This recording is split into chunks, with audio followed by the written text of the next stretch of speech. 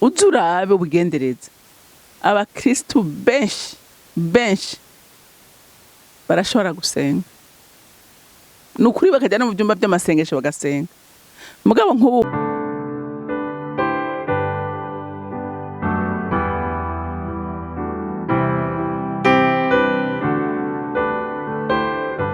Shalom bakunzi ba HOLYCANAANTV TV turaramukije mu izina rya Kristo Yesu turabaha kaze mu biganiro tubashitsako bica kwino mboneshakure mu buryo ubu na buriya kandi kenshi twumva ijambo ry'Imana tukumva impano duhabwa none muvyeyi n'abandi batandukanye tuba twatumiye canke baba bagiranye ikiganiro na HOLYCANAANTV. Uyu munsi turi kumwe ngo dukomeze kuganira mu misezi twagana ibidasanzwe kanshima Imana kuvyikomeje gukora biciye mu muvyeyi.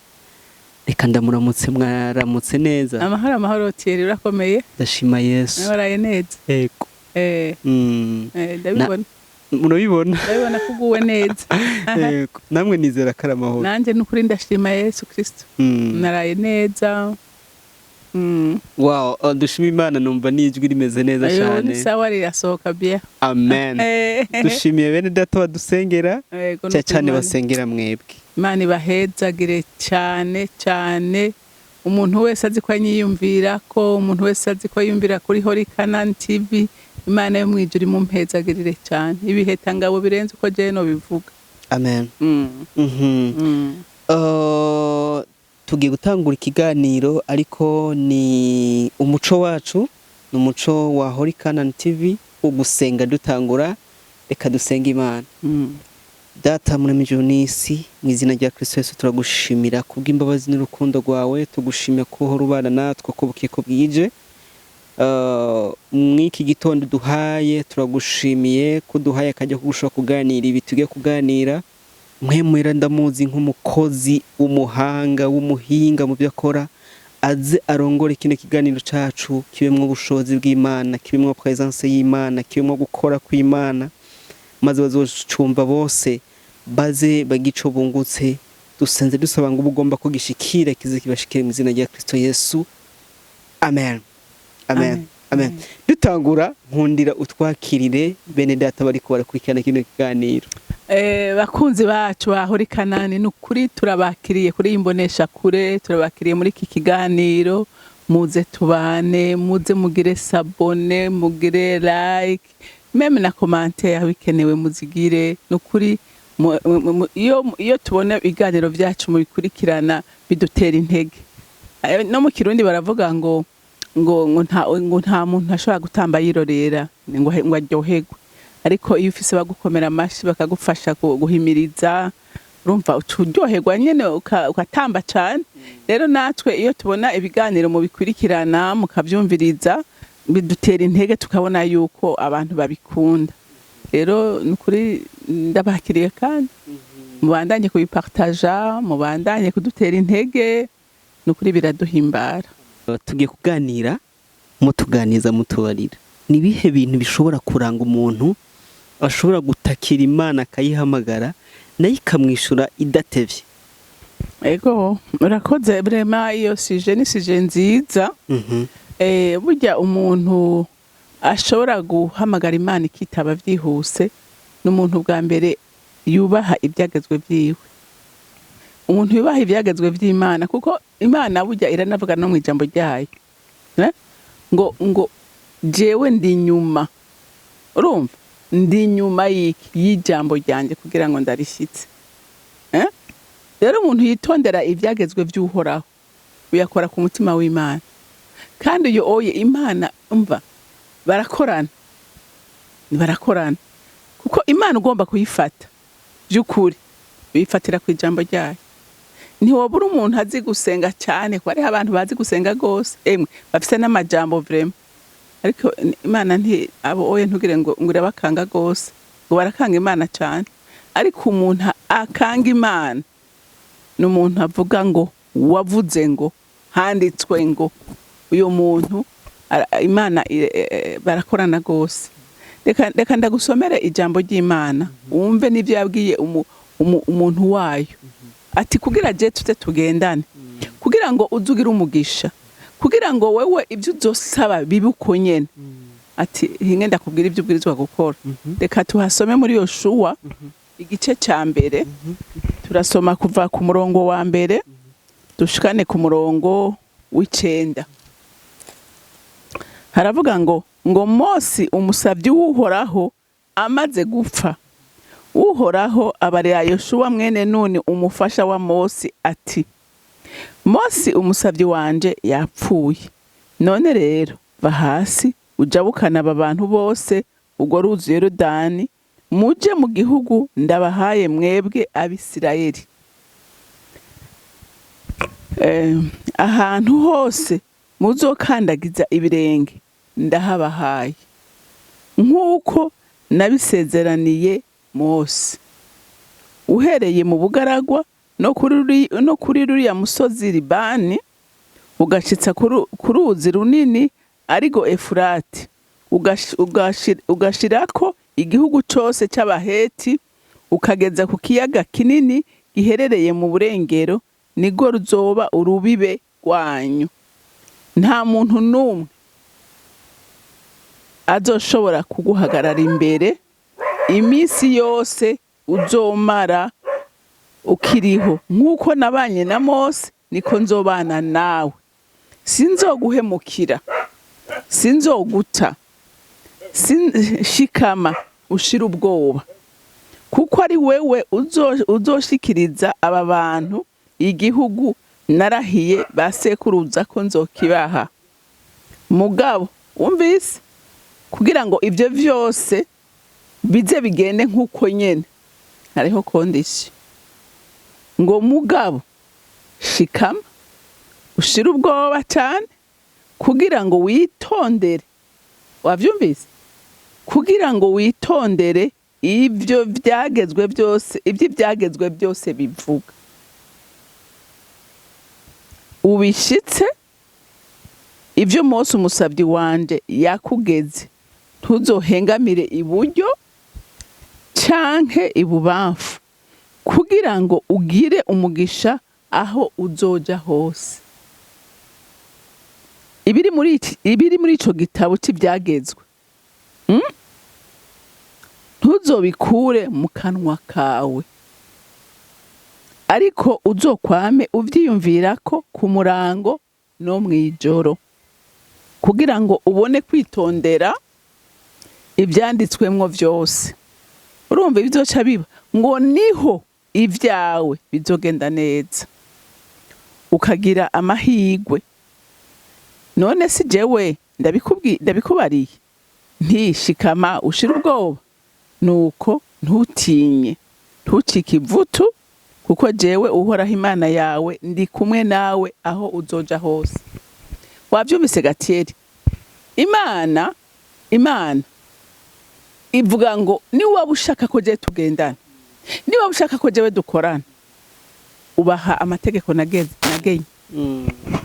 Rero umuntu ashaka vy'ukuri gukorana n'Imana, ashaka ko icyavuze Imana icumva uko akivuze, nuko aba ari umuntu agendera mu vyagezwe by'Uhoraho. Ntahengamira iburyo cyangwa hengamira ibubamfu, ariko agenda atumbereye inzira. Urumva? Kandi wumvise ko yabwiye Yoshuwa ati uko nagendanye na Mose burya yari umuntu avugana n'Imana. Mose yari umuntu agenda ku musozi akamara iminsi 40 n'amajoro 40 atarya atanye, ariko avugana n'Imana. Urumva iyo relation yari hagati y'Imana na Mose.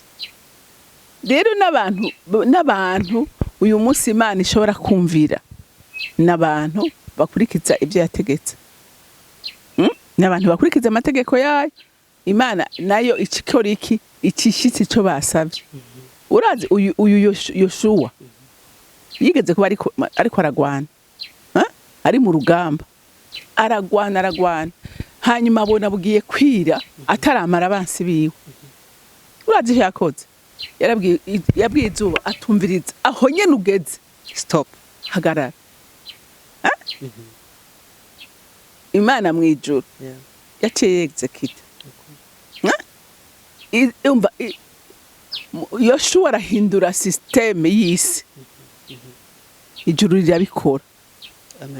Ibyo ntibishobora gukorega umuntu uwo ari we wese. Oya, Imana ntishobora kubikorera umuntu wese. Hari uwundi muntu yakoze igitangaza, nawe yari umuntu yubaha Imana, yari umuntu agendera mu byagezwe by'Uhoraho, yari umuntu yanka icaha n'abagikora bababaza umutima wiwe. Umuntu yitwa Eliya. Eliya umunsi umwe yabwiye umwami Ahabu ati wa munyavyaha we, ati wewe ni uri kukwegera ibyago igihugu. Aramukarira ati aravuga ati kubera ivyo ndahagaritse imvura, ntimuzosubira kubona nimarigwa ngaha ku butaka bwanyu imyaka 3 n'amezi 6. Erega abantu babifashe ko ari ibintu bisanzwe, babifashe ibisanzwe, ari bazateka gatama kavuze iki, ariko Imana yabikoze uko nyene ahejeje kubivuga. Imana yaciye ibikora kubera iki? Kubera ni inkora mutima y'Imana, agendera mu byagezwe by'Uhoraho, yubaha Imana, ntahengama. Wavyumvise? Imyaka 3 n'amezi 6 nuko byagenze, imvura irahagarara. Gushikaho bicuze baravuga ati tumukura hehe Eliya ngo aze adusengere iki cyago kituveko. Ariko igihe kigeze, iyo myaka iheze, Eliya araza arategeka imvura, arasenga imvura, Imana irayirekura. Kubera iki? Kubera ari umuntu yubaha ibyagezwe by'Uhoraho. Rero uyu munsi natwe tukaba dushaka kuba inkoramutima z'Imana, dusenga tubwira Imana ijambo, Imana ikakirikora, uko twemera kurongorwa n'ibyagezwe by'iwe, tukabyubaha, ntiduhengamira iburyo canke ibubamfu, tukagenda dutumbereye imbere. Sinzi ko ndakwishuye. Wa munyishiye neza cyane. Mwariko muvuga Eliya, nibuka uwamusubiriye Elisa, ko hari igihe inzara yigeze gutera, iratera abantu kugeza igihe ngo bari basigaye bajya n'abantu. Maze ngo umwami araza amubaza, ibi bintu teje abantu b'Imana, wewe uno munsi ntushobora kumbanaho.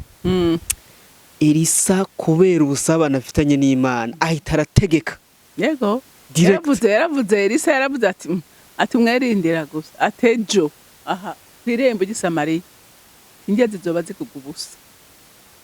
Ntibabyo ngo hariho ngo umugabisha w'ingabo yaravuze ati nahi Imana yotobora amadirisha yo mwijuru, inzara dufise ibyo genda gute, byova ibyo byo kujya bishobora gufasha aba bantu. Ntibikunda. Urazi ijambo yamubari ati kubera utabyizeye, ati kubibona uzobibonesha amaso, mugana ntabyo uzojya. Ega Imana yabikoze uko nyene Elisa bivuze. Urazi ko abasiriya bari baje gutera, bari babugarije, bababuza kurima, babuza kuja gusuma, bababuza uburaro n'uburamuko. Abanyamibembe bari birukanye, nibo bavuze ati twebwe turapfuye, none reka basi dutume tugenda tugwe mu maboko y'abajya basiriya. Ati barashaka kuduhangaza bakaduha utwo kurya. Ati naho ni batwica bazoba batworohereje, n'ubundi turapfuye. Ngo baragenda. Kubera Imana yagombye kubahiriza ijambo Elisa yavuze. Haleluya. Amen. Haleluya. Amen. Yagombye kubahiriza ijambo Elisa yavuze ngo ifata babanyamibembe. Urana umunyamibembe abafise ibikomere kuko tuntu tuba twaracitse, donc arasoboka mu kugenda. Ariko ngo Imana iramplifia imirindi yabo itanahari, ngo babasire bakumva bariko baratambuka, kumva ngo mengana amashari do kumva ibigwanisho bikomeye biriko biraza, baravuga ati turapfiriye ngaha, reka tunyaga amagara. Ati babagabo sinzi yo bagiye gukora abaza kubafasha kutugwanya. Bataye ibintu byabo aho, ngo bashitse basanga amahema, ingya zirahiye, basanga amahema aragaragara, barajya mu nyuma bajya guhamagara ati reka tuce gutabariza bene wacu, nitugumane inkuru ngaha. Baragenda rero, ingya bazizanye kumwe yabivuga, wa mugabo ajya kubuza abantu ngo batonde umurongo barindire, kwera inzara natama nyene bari barushe, bababaye bashonje, bamucako baramuhonyangara. Yabonye ivyo kujya mugabo ntiyabijyako. Donc abantu b'Imana by'ukuri y'ukuri bagendera mu vyagezwe by'uhoraho bubaha Imana bakorana nayo kandi Imana urumva irubaha ijambo bavuze. Amen. Natwe uyu munsi dushaka kubaha ico tuvuze nuko twemera kugendera mu vyagezwe by'uhoraho tukubaha rero nahacu. Sinibuka icete Paulo yanditse hari abavuze ngo tugaragara ngo nk'abasanzwe ngo ariko dutungishije benshi. Abantu b'Imana rimwe na rimwe barisuzugura bakifata nk'aho ntacyo bashoboye kandi by'ukuri no mu kuba hari abantu bafise amahoro babayeho bameze neza ni kubera amasengesho batakira Imana ikabumva. Abantu b'Imana nyevye batungisha benshi. Mbega urazi ko no gusenga kw'abagororotsi kuzana ihumure mu gihugu, kuzana ihumure mu miryango. Amasengesho y'abera akora ibintu bikomeye. Ni nk'uruzitiro. Amasengesho y'abagororotsi arahambaye. Rero abayera batungishije abantu benshi. Hariho abantu babifata ibintu bisanzwe. Mugabo uyu mugororotsi ariko arasenga, Imana itega ugutwi kumviriza gashitse by'umugororotsi ariko aravuga. Rero iyo batura umugisha ku bantu, batura umugisha ku gihugu, batura umugisha, uwo mugisha uraza. Hari umuntu ashobora kuba twumvirira kuvuga ati ndibuka kera hanje nakunda gusabana n'Imana, nagirana ibihe byiza n'Imana, nzi ibintu byinshi nasenze ntavunitse mu bintu byinshi, Imana igahita ibikora kuko twari tunzinanye kandi twakundana. Ariko ibihe ndimwo ni ibihe byo kuba mfatiriwe cyane, mfise ibinkwega byinshi, sinkibona umwanya wo kubana n'Imana ngo subire kubaka bwa bucuti bwanje nayo. Mwomugira izihe nama yo bikora gute ngasubire gusubirana ca kibanza yari afise imbere y'Imana, kuko bigaragara ko uko umuntu yegereye Imana niko nayo irushiza kumwegera. Ego urazi Gatieri sa ico nabonye Satani ntakunda ko abantu basenga. Satani cyane ntakunda ko abantu basoma ijambo ry'Imana. Satani yokureka ukaririmba, yokureka ukavuga ubutumwa, Satani yokureka ugasenga ukajya mu byumba by'amasengesho umva kanisonzesha. Yokureka. Mugabo ikintu adashaka nuko uba mu ijambo ry'Imana. Uzurabe ubugendereza. Abakristu benshi barashobora gusenga. Nukuri bakajya no mu byumba by'amasengesho bagasenga. Mugabo nk'ubu uwo mwari uti mbwira ijambo ry'Imana, utupartage ijambo. Ni bake babishobora. Ni bake babishobora. Et pourtant ibanga rira. Satani ikintu atinya cyambere atinya ijambo ry'Imana. Kandi n'Imana ubwayo yubaha ijambo ryayo. Igihe Imana uyifatiye ku ijambo, Imana igihe uyifatiye ku ijambo yivugiye, kuko iravuga ngo hakwagira n'urunyugutu rumwe. Urumva urunyugutu rumwe ruva ku ijambo ryayo Imana nivugiye, ngo no kwemera isi n'ijuru bigakugwa. cyane ngo Imana ngo ntiyivugisha. Oya uriko urabyumva. Satani nawe atinya ijambo. Jewe ahantu natangariye ntanumva nkunze gusoma ijambo ry'Imana, numva n'abantu batera intege gusoma ijambo ry'Imana. Nigihe Yesu yagenda kugeragezwa mu bugaragwa agira tangure ministeri yiwe, amara ijya 40 jours, ijya minsi 40 ari mu bugaragwa ari gusenga. Ntiyari kwarajya, ntiyari kwaranywa iminsi 40. Ariko Satani ntiyamutinya. Uriko urabyumva? Umuntu avuye muri 40 jours ariko avugana n'Imana, Satani akamwubahuka. Yesu gira yarasenze. Yesu ntiyavuze mu ndimi. Yesu ntiyasenze. Yamubwiye ati umviriza Satani. Amubwiye ati akira, ndabona ko ushonje, akira uyu amabuye uyahindura umukate urye, urashonje umaze iminsi wisonzesheje. Yesu yamubwiye ngo umuntu ntatungwa n'umutsima gusa, ngo ariko atungwa n'ijambo ryose riva mu kanwa k'Uhoraho. uriko uranyumva hanyuma ngo araza aramubwira atumviriza arenda kubwira aturabona ubu bwami bwose ubu bwami bwose urabona tije narabuhawe none pfuka musenge nje ndabuguhereza kandi Yesu ubwami nibwo bwari muzanye kugarurira abantu byari kuba byorosha bumuhaye atarinze gupfa byari kuba byorosha Yesu yaje yamubwiye atumviriza Satani uvyumve kandi uvyumvireho uwo gufukamirwa numwe uwo gusengwa numwe n'umuremyi w'ijuru n'isi amen amen ntiyerekeye aho aramubwira ati umviriza ati garusha kwikorora abamarayika bakagira baraza kugukorera barakuramira mu biganza byabo umva mujanye mu byagezwe mu byanditswe Yesu aramubwira ngo kirazira kugerageza uhoraho Imana yawe kuko yikoro yatabwiwe n'Imana yomanyuka rero urumva niho natangariye ndabona yuko ijambo ni ikintu gikomeye ni inkota kuri Satani ngo Satani ngo yagize iki ngo yaciye amureka aragenda aravuga ngo ntaco nzomutega ikindi gihe yaramurindiriye ku musaraba rero bantu b'Imana ndabatera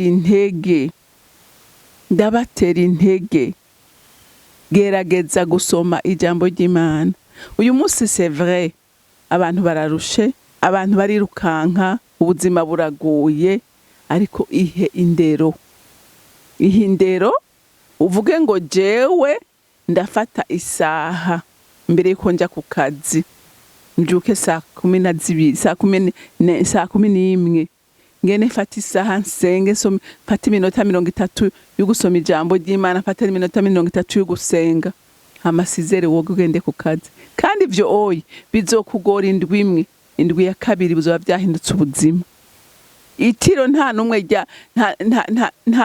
nta numwe gishe kandi iyo wamaze kugira iyo habitude umubiri wawe uramenyera haraba réveil iba mu bwonko bwawe kuvyura iyo saha rero rondera kanya byuka kare cyangwa utahe kare imbere yo kujya mufata umwanya wo kwiherera usoma ijambo umuntu niwe atetse ko organize umwanya wiwe ntihagire umuntu azokwitwaza hariho abavyukana saa 9 ubuzima bukaba ubwo kuvyuka saa 9 agafata umwanya wo gusenga agafata umwanya wo gusoma ijambo ry'Imana mugabo vyose biva kuki biva kuri priorité kandi Satani we nta n'umunsi numwe azokwigera korohereza azoguma kuronderera ama excuse kandi utakaza ninde utakaza ni wewe ntihagire rero umuntu azokwitwaza ngo urumva ngo mfise akazi kenshi mfisiki byose nkuwa kubarira ati utakuvyuka kare araza kuronka $1,000 uzoza aravyuka kare agashika ku kazi naho yobijana ndeke kuvuga n'1,000 ati umuntu wese azorashika ku kazi saa 11 azohora ronka $100 hotonda bangahe hotonda bangahe hari n'aboharara byose rero biva kuri priorité rero nta muntu azokwitwaza ikintu nakimwe kuko hari ababishobora bakavyuka kare bakazinduka canke bakagorobeza akavuga ati je mbere yo kuryama ndiha isaha 1 cyangwa 2 zo gusoma ijambo na Satani ntavyo zoguha kuri plateau nta na rimwe nivyo murakoze cyane mutuga ibintu bikomeye bihambaye cyane kandi biragoye ko Satani yoha akajya umuntu ko kubana n'Imana ntibikunda ariko kandi Imana hitereye ubwoba mu rukundo rwayo iguma yaramiye umuntu ikamurinda mugabo ikimutegereje ko akomeza kuyegera kimwe mu bintu nabonye bikomeza ubucuti n'abantu ni communication ni imyanya bahana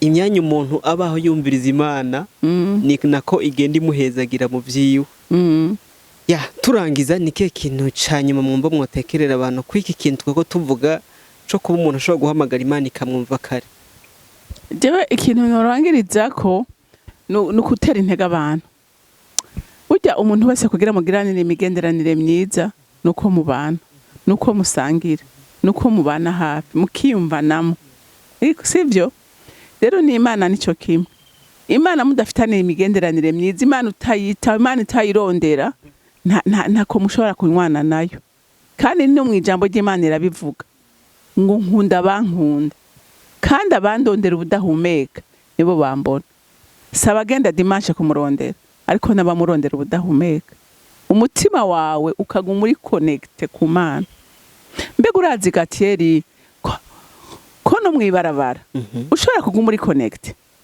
cyane urazi ko niri kuratwara imodoka cyangwa uri muri dushe uri kuroga cyangwa aho uri hose ushobora cyangwa uri mu kazi uri kurakora ushobora kuguma muri en communion n'Imana cyane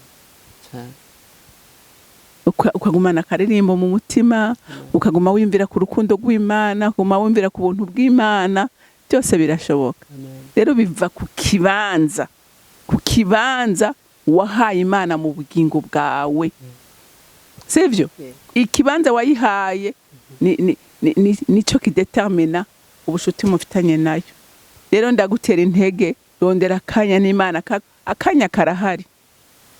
akanya karahari nta numwe azovuga ko imyanya abantu bose barayingaye nta ufise amasaha 48 ku munsi twese dufise 24 heures rero ndi kumenya kuzikoresha neza rero amen Imana ibampezagirire amen turangiza mushobora gudusengera musengera n'abantu bitaragenda neza ngo niyo myanya no kubana n'Imana kazi uri mwiza Mana kandi ugira neza ndashima urukundo rwawe n'imbabazi zawe ufitiye abantu bawe ndasengera umuntu wese Mana atarafise akanya ko kubana nawe ngo umushiremo uwo mutima ukurondera umwanya kuko imyanya twese turayinganya nico gituma nambaza ijuru ngo gende umurikira abantu bose umuco wawe urasira abantu mwami bari mu mwiza ko Satani we ntayifuza no munsi umwe ko abana b'Imana basoma ijambo ry'Imana kuko bazi ko ari ububasha n'ubushobozi bumunesha bwugaraniye mu ijambo ryawe rero ndabasengera nanje nisengera ngo dukomeze kandi dukomereza amaboko mwami w'amahoro dukomeze kwizera ijambo we ubwawe wivugiye ko tuzi neza ko ari yo nkota yonyene ishobora gusogota umwansi agahunga abana b'Imana shimagizwa kandi wubahwe muri byose na hose mu izina ry'umwami wanje Yesu Kristo senze nizeye kuvyumvise amen